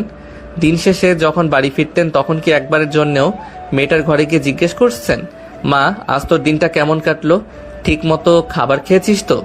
জিজ্ঞেস করেছিলেন কখনো? আমার সম্মানিত শ্বশুর মাথাটা নিচু করে নিলেন। আমি আবারও বলতে শুরু করি, উপমার জন্মের সময় নাকি ওর মা মারা যায়। তারপর উপমার দেখাশোনার জন্য দ্বিতীয় বিয়ে করেন। সকালে কাজে যান নিশ্চিন্ত হয়ে, এই ভেবে যে আপনার বউ উপমার দেখাশোনা করবে। দেখাশোনা করেছে ঠিকই, আর সেটা এমনভাবে দেখেছে যে মেয়েটা মানসিকভাবে পাগল হয়ে যায়। যতই বড় হতে থাকে তাকে ততই কষ্ট দেয়। যখন সে নিজের মানসিক শান্তির খোঁজে বাইরে যায়, তখন শুনতে হয় সে নাকি বাইরে ফষ্টি নষ্টি করে বেড়ায়। এরপরও আপনার মেয়ে তার বিরুদ্ধে আপনাকে কিছু বলেনি। কেন জানেন? কারণ সে আপনার মতো নির্বোধ নয়। জন্ম দিলেই দায়িত্ব শেষ হয়ে যায় না, বাচ্চাদের ভালোবাসতে হয়, না হলে তারা বকে যায়। কিন্তু উপমা নিজেকে সঠিক রাস্তায় ঠিকই রেখেছে। আপনারা তো পিতামাতা নামের কলঙ্ক। কথাগুলো শুনে শ্বশুরের চোখ দিয়ে দুফোঁটা পানি গড়িয়ে পড়ল, আর আগুন ঝরা দৃষ্টি নিয়ে তাকিয়ে আছে তার বউয়ের দিকে। মিসেস হাসান একটু চুপসে গেছে। শ্বশুর মশাই মিসেস হাসানের কাছে গেলেন। মুগ্ধ যেগুলো বলেছে সেগুলো কি সত্যি? হাসান চুপ করে রইলেন। কি হলো, চুপ করে আছো কেন? এখন চিৎকার করে লাভ নেই, এখনো তো আসল কথা বলিই নাই। এবার সবাই আরো ভ্রু কুচকে তাকালো আমার দিকে। উপমা আমায় প্রশ্ন করলো, আসল কথা মানে? তুমি ক্লিয়ার করে বলো তো বাবা। শ্বশুরের কথায় তার সামনে গেলাম। আমাদের বাসরাতে আপনার মেয়ের ইচ্ছে ছিল তাকে নিয়ে বাইরে হাঁটতে, গিয়েও ছিলাম। আর সেখানেই উপমাকে মারার চেষ্টা করে গাড়ি চাপা দিয়ে, সেটার কেউ নয়, করেছে আপনার স্ত্রী। শুধুমাত্র আপনি আপনার সম্পত্তি আপনার মেয়ের নামে দিয়েছেন বলে। আমার কথা শুনে সবাই অবাকের চরম পর্যায়ে পৌঁছে যায়। সঙ্গে সঙ্গে মিস্টার হাসান মিসেস হাসানকে সর্বশক্তি দিয়ে একটা থাপ্পড় মারে। টাল সামলাতে না পেরে মেঝেতে পড়ে গেলেন। উপমা দৌড়ে গিয়ে মিসেস হাসানকে তুললেন। বাবা, এটা কি করছো তুমি? এটা অনেক আগেই করা উচিত ছিল আমার। টাকার লোভ মানুষকে এতটা নিচে নামাতে পারে, আমার ভাবতেই ঘৃণা হচ্ছে। মিসেস হাসানের প্রতি এই ব্যবহারে আমার এতটুকু খারাপ লাগছে না। আমি আরো তার সামনে গিয়ে বললাম, আপনার ভাগ্য ভালো যে উপমার কোনো ক্ষতি হয়নি, তাই শুধুমাত্র শাশুড়ি বলে ছেড়ে দিলাম।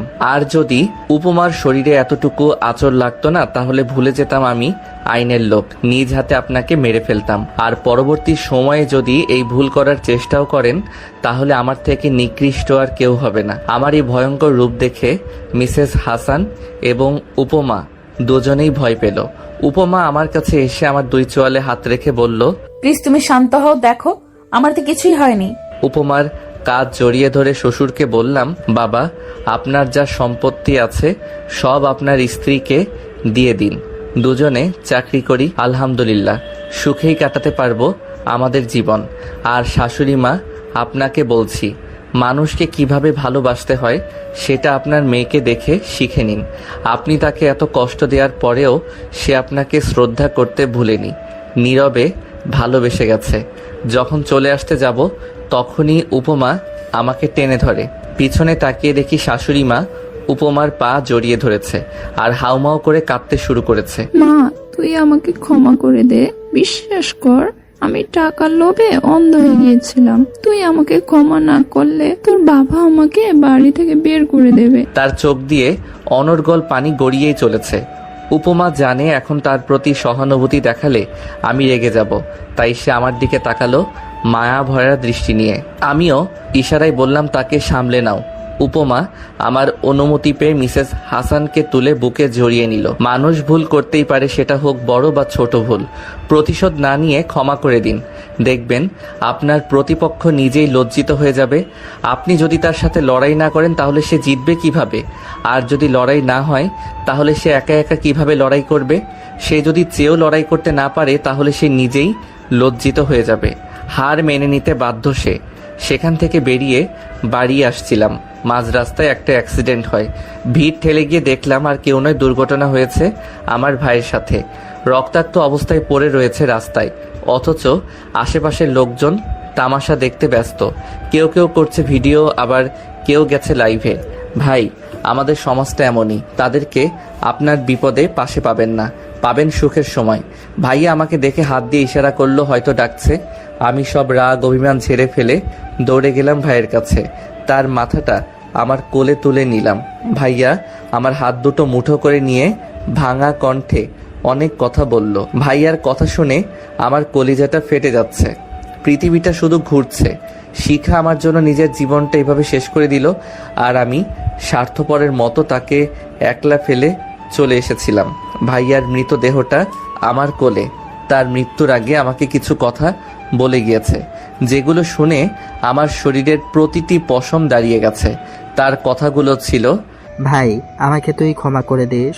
তোর উপর অনেক অন্যায় করেছি আমি, জানি আল্লাহ আমাকে ক্ষমা করবে না। তুই দয়া করে আমাকে ক্ষমা করে দিস। আমি তোকে মায়ের ভালোবাসা থেকে বঞ্চিত করেছি, তোর জীবনটাও শেষ করে দিয়েছি আমি। এই অপরাধের ক্ষমা হবে কি না জানি না। শিখা তোর সাথে কখনো অভিনয় করেনি, আমি তাকে অভিনয় করতে বাধ্য করেছি। মেয়েটা তোকে সত্যি ভালোবাসে রে ভাই। আজ আমার কারণে তোদের এই বিচ্ছেদ। তুই দয়া করে শিখার সাথে দেখা কর, ওর অবস্থা খুবই খারাপ। শিখা তোকে ঠকায়নি, সে তোর সুখের জন্য, তোর ভালোর জন্য নিজের জীবনটা জাহান্নামে পরিণত করেছে। ভাইয়ার কথা বলতে কষ্ট হচ্ছে, তবু সে কথা বলেই যাচ্ছে। আর এদিকে আমার মাথা শুধু ঘুরছে। ভাইয়ার কথার কোনো মানে আমি বুঝতে পারছি না। আমি বললাম, এসব কথা পরে হবে, আগে তুই হাসপাতালে চল। ভাইয়া আমাকে থামিয়ে দিয়ে বলল, আমি হয়তো আর বাঁচব না। এতটাই পাপের ভার বেশি হয়েছে আবার। বলতে না বলতেই শেষ নিঃশ্বাস ত্যাগ করলো আমার কোলে। সত্যি বলতে ওর মৃত্যুতে খুব একটা কষ্ট হলো না আমার। সব সমস্যা মিটিয়ে উপমাকে নিয়ে বাড়িতে নিয়ে গেলাম ভাইয়ার লাশ। আবার সে অবহেলিত হওয়া বাড়িতে ফিরবো ভাবিনি কখনো। সময় কত কিছুই না করতে বাধ্য করে। বাড়ির ভিতরে ঢুকে তাকিয়ে রইলাম চারিদিকে, কোথাও কেউ নেই। বাড়িটা কেমন মৃত হয়ে গেছে। কোথায় তুমি? আমি ডাকার কিছু মুহূর্ত পরেই ঘর থেকে বেরিয়ে এলো মা।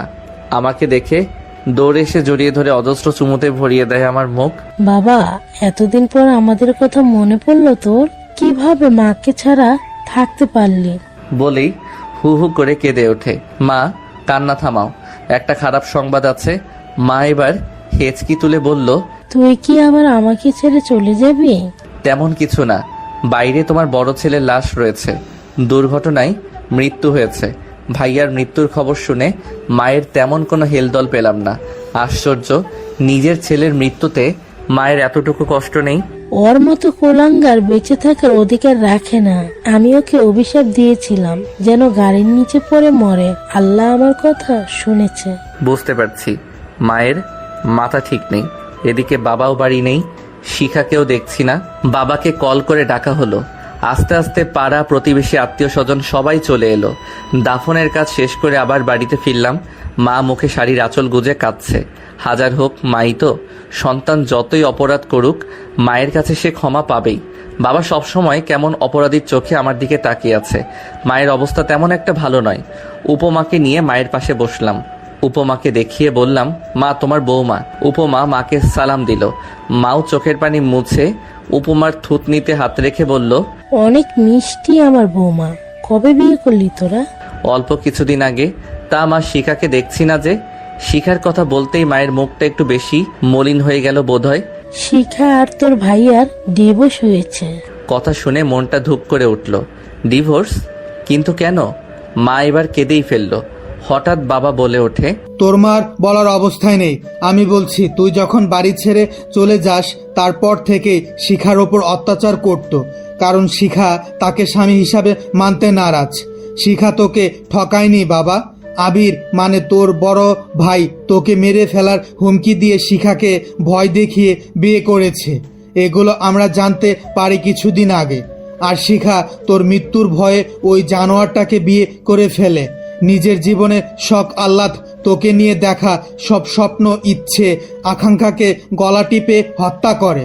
তখন আমরাও তোকে ভুল বুঝেছিলাম, কারণ আবির শিখাকে দিয়ে বলেছিল তুই নাকি শিখার সাথে প্রতারণা করেছিস। তোকে নানানভাবে আমাদের সামনে খারাপ করেছে। তারপর তুই যখন চলে গেলি তখন শিখার প্রতি শুরু হলো আবিরের অত্যাচার। জোর করে আমার থেকে সব সম্পত্তি লিখে নেয়।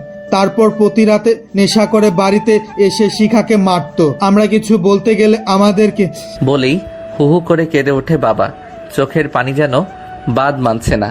আমি যতই বাবার কথা শুনছি ততই বুকটা চিনচিন করে উঠছে। তোমাদেরও কি?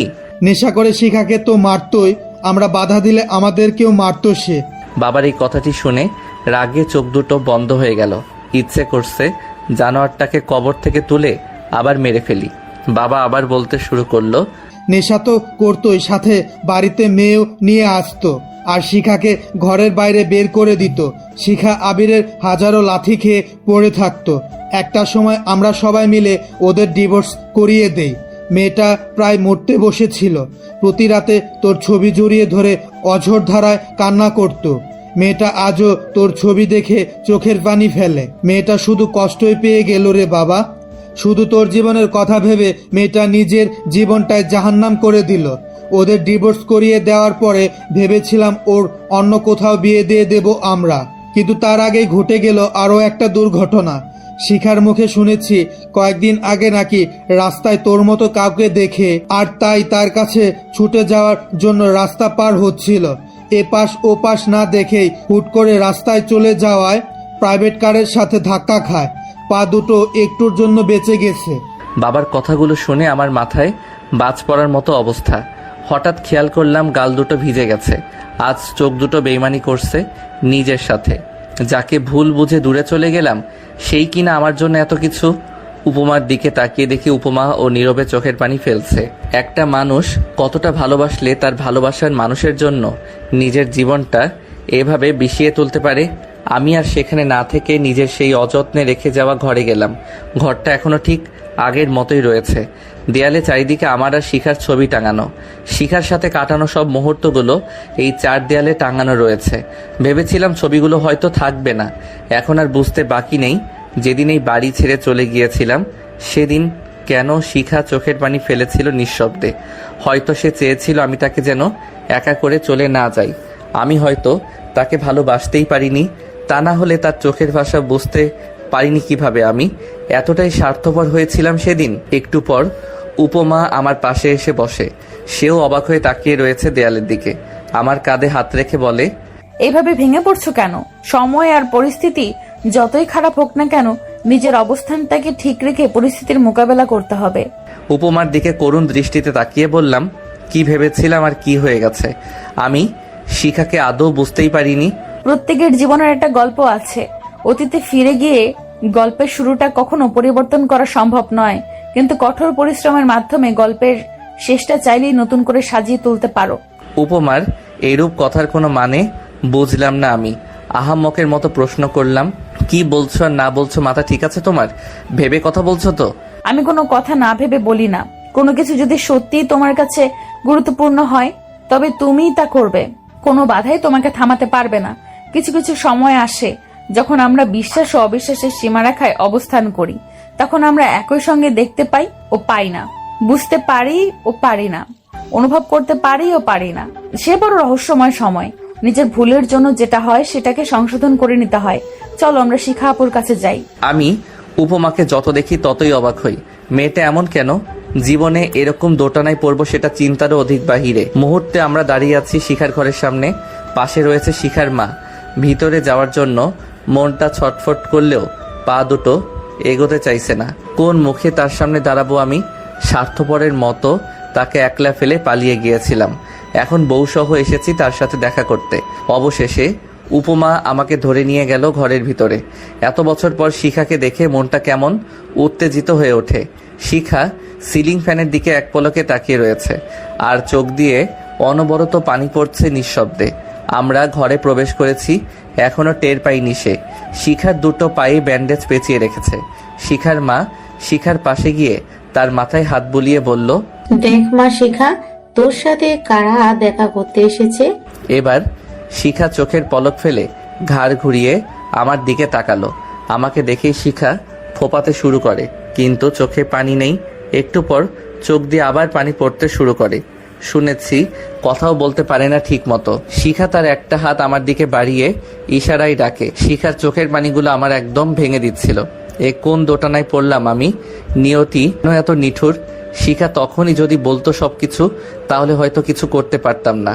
তবে তাকে নিয়ে চুপিসারে পালাতে তো পারতাম, দুজনের জীবন বাঁচাতে। আজ ওর বোকামির কারণে মানুষ বিপদে পড়লে আপনা আপনি নির্বোধের মতো কাজ করে বসে। আফসোস করেই বা কি হবে? এখন আফসোস করলে খামোখা ভবিষ্যৎটাকে অন্ধকারে ঠেলে দেওয়ার মতো বোকামি করা হবে। কারো জীবনকে একেবারে বিষিয়ে দিতে আফসোস শব্দটাই যথেষ্ট। আফসোস যারা করে তারা কখনো জীবনের স্বাদ পায় না। তারা ভাবে, ইস, জিনিসটা কেন যে ছেড়ে আসলাম, যদি চাইতাম তাহলে পাইতাম। এই ভেবেই সেখানে নিজেকে গুটিয়ে নেয়, কিন্তু চিন্তা করে না যে আমি যেটা পারিনি সেটাকে আবার অর্জন করতে চেষ্টা করব। আমি শিখার এমন নীরব আর্তনাদ দেখে উপমার দিকে তাকালাম। উপমা মিষ্টি একটা হাসি দিয়ে বলল, যাও, যাকে কাঁদিয়েছো তার চোখের পানি মুছে দাও। আমিও আস্তে আস্তে এগিয়ে গেলাম। শিখার পাশে বসে তার চোখের পানি মুছে দিলাম। আজ কতদিন পর শিখাকে স্পর্শ করলাম। শিখা আমার গালে হাত বুলিয়ে ভাঙা কণ্ঠে বলল, কেমন আছো গুড্ডু? আজও তার মুখে তার দেওয়া নামটা শুনতে পাবো ভাবতে পারিনি। আমি ভালো আছি, তুমি কেমন আছো? শিখা ও উপমার মতোই মিষ্টি হাসি দিয়ে বলল, ভালো আছি। আশ্চর্য হতে বাধ্য হই আমি। শিখার কথায় এতটুকু ও অভিমানের ছাপ নেই, অথচ আমি তাকে ফেলে গিয়েছিলাম। সত্যিকারের ভালোবাসা বুঝি এমনই হয়, পাই বা না পাই সে সুখী হোক। এবার উপমা এসে শিখাকে ধরে বসিয়ে দিল। শিখা কৌতূহলী দৃষ্টিতে উপমাকে দেখছে, জিজ্ঞেস করেই বসলো, তুমি কে? আমি উপমার দিকে তাকালাম আর উপমাও। ও উপমা আমার বউ। শিখা মুখে হাসি রেখা রেখেই বলল, বাহ, কি মিষ্টি একটা মেয়েকে বিয়ে করেছো। কথাটি বলেই উপমার মাথায় এবং মুখে হাত বুলিয়ে দিল। শিখা আবারও বলে ওঠে, শোনো বোন, মুগ্ধর মতো সুন্দর মনের মানুষ খুব কম পাবে। ও যাকে ভালোবাসে তাকে একেবারে মনের গভীর থেকে ভালোবাসে। আমার মতো ওকে কখনো কষ্ট দিও না। এতক্ষণ শিখার কথায় অভিমানকে খুঁজে না পেলেও এখন স্পষ্ট বোঝা যাচ্ছে আমার বিয়ের কথা শুনে সে একটু হলেও অভিমান করেছে। মানুষ অনেক কিছু সইতে পারলেও ভালোবাসার মানুষের পাশে কাউকে খুব সহজে সইতে পারে না। উপমা শিখাকে উদ্দেশ্য করে বলে, আপু তুমি একটু বসো, আমরা আসছি। উপমা আমাকে এবং আন্টিকে ঘরের বাইরে নিয়ে এলো। ড্রয়িং রুমে এসে দাঁড়ালো। উপমার এরূপ কাজের কোনো মানেই বুঝলাম না। কি হলো, উপমা এভাবে এখানে নিয়ে এলে কেন? বলছি। আচ্ছা আন্টি, আপনি বলেন তো, শিখা আপুর জন্য ছেলে দেখেছেন? আন্টি উপমার কথায় একটা দীর্ঘশ্বাস ছাড়লো। এসেছিল দুটো সম্বন্ধ, কিন্তু ভাঙা পা দেখে মুখ ফিরিয়ে নিয়েছে। আর তাছাড়া আমিও চাই না আর কোথাও বিয়ে দিতে।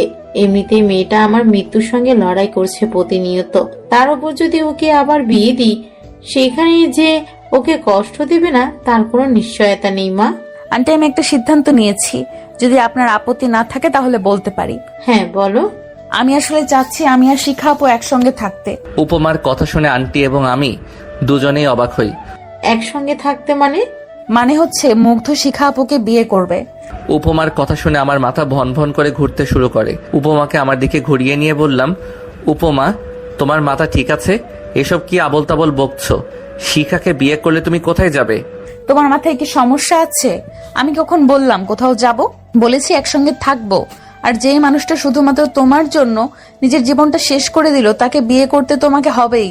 আমি এখন শিখা আপুর চোখে তোমার জন্য ভালোবাসা দেখেছি। কিন্তু উপমা। কোনো কিন্তু নয়, যেখানে আমার আপত্তি নেই সেখানে তুমি আপত্তি করছো কেন? আন্টি আপনার কি আপত্তি আছে? আন্টি একটা হাসি দেয়। আমি জানি মুগ্ধ অনেক একটা ভালো ছেলে, ওর কাছে গেলে আমার মেয়েটা অনেক ভালো থাকবে। কিন্তু আমি জেনে শুনে তোমাদের সংসারটাকে এভাবে নষ্ট হয়ে যেতে দিতে পারি না। আন্টি আপনি একদম চিন্তা করবেন না, আমরা দুই বোন মিলেমিশে থাকবো, এইটুকু বিশ্বাস আপনি আমার উপর রাখুন। স্বামীর ভাগ যখন দিতে পারছি তখন মিলেমিশেও থাকতে পারবো। আর বাকি রইল মুগ্ধ, ওর কথার ধার কে ধারে? বেশি তেরামি করলে সোজা হাজতে ঢুকিয়ে দেব। বাহ, পরিস্থিতি যেমনই হোক উপমার ফাপড়ের ঠেলায় হাসি আসতে বাধ্য। শিখার দেখাশোনা করবে কে তাহলে? তাদের কথার মাঝে আমি প্রশ্নটি করলাম। উপমা স্বাভাবিকভাবে উত্তর দিল, আমি চাকরি ছেড়ে দেব। ছোটবেলা থেকেই তো একাকিত্বের সময় পার করেছি, এখন থেকে না হয় শিখা আপুর সাথে সময় কাটালাম। তুমি যতই বলো না কেন আমি কোনো কথাই শুনছি না। আজ তোমার জন্য শিখা আপুর এই অবস্থা। ভালোবাসো অথচ মুখ আর চোখের পানি তার মনের অবস্থা বোঝো না। আমি আর বলার মতো কিছু খুঁজে পেলাম না, তাই চুপ করে রইলাম। উপমা তো ঠিকই বলেছে। সেদিন যদি শিখার মনের অবস্থাটা বুঝতাম তাহলে আজ হয়তো এই দিনটি দেখতে হতো না। আমি ভাবতেই পারিনি উপমা এমন একটা সারপ্রাইজ দেবে। আমি তো দ্বিতীয় বিয়ের কথা মাথাতেই আনতে পারিনি। আর সেখানে উপমা নিজেই জোর করছে আমাকে। অজ্ঞতা শিখার সাথে আমার বিয়ে হয়। উপমা নিজে দাঁড়িয়ে থেকে আমাদের বিয়ে দেয়। মেয়েটা বড় অদ্ভুত, সবসময় মানুষের কথাই ভাবে। লোক খুব কম ছিল, শিখার মা বাবা আর আমার মা বাবা।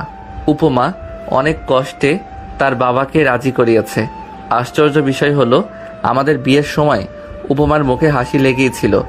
এক মুহূর্তের জন্যেও মুখটাকে মলিন করেনি। শিখাও বিয়েতে রাজি ছিল না, কিন্তু উপমার পাগলামির কারণে সেও রাজি হয়েছে। যাক, এখন একটু হলেও নিজের ভুলের বোঝা কমে গেল। আমাদের বেডরুমেই শিখাকে নিয়ে গেছে উপমা। শিখা হাঁটতে পারে না, ওকে ধরে হাঁটতে হয়। আহ কি শান্তি, কি শান্তি।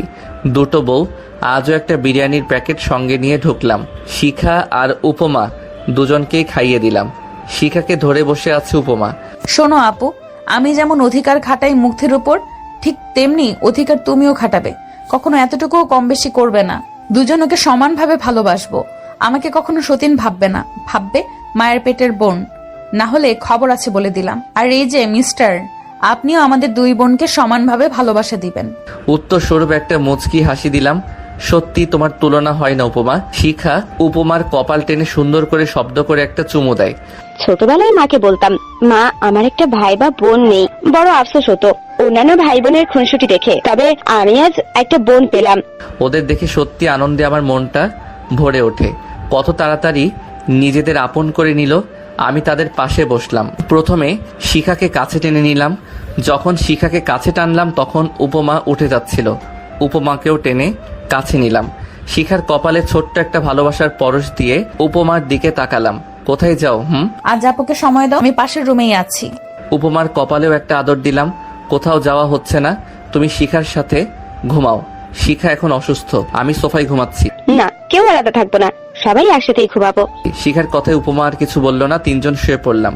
পরদিন সকালে অফিসে যাইনি বলে স্যার কল দিল। সালাম বিনিময় করে জিজ্ঞেস করলো, কি ব্যাপার, তুমি ডিউটিতে আসোনি কেন? স্যার আসলে আজ আসতে পারবো না। কেন? বিয়ে করেছি তাই। কি, তুমি আবার বিয়ে করেছো? এত বড় সাহস উপমাকে ছেড়ে? আরে স্যার রাগ করবেন না, উপমা নিজেই দাঁড়িয়ে থেকে আমাদের বিয়ে দিয়েছে। বাহ, তোমারই কপাল, আমার বউটা আর বুঝলো না। সুখে থেকো ভাই। কল কেটে গেল। হা হা হা, স্যারের জ্বলছে। কয়েকদিন পর দুই বউকে নিয়ে ওমরা করতে যাই। সমাপ্ত।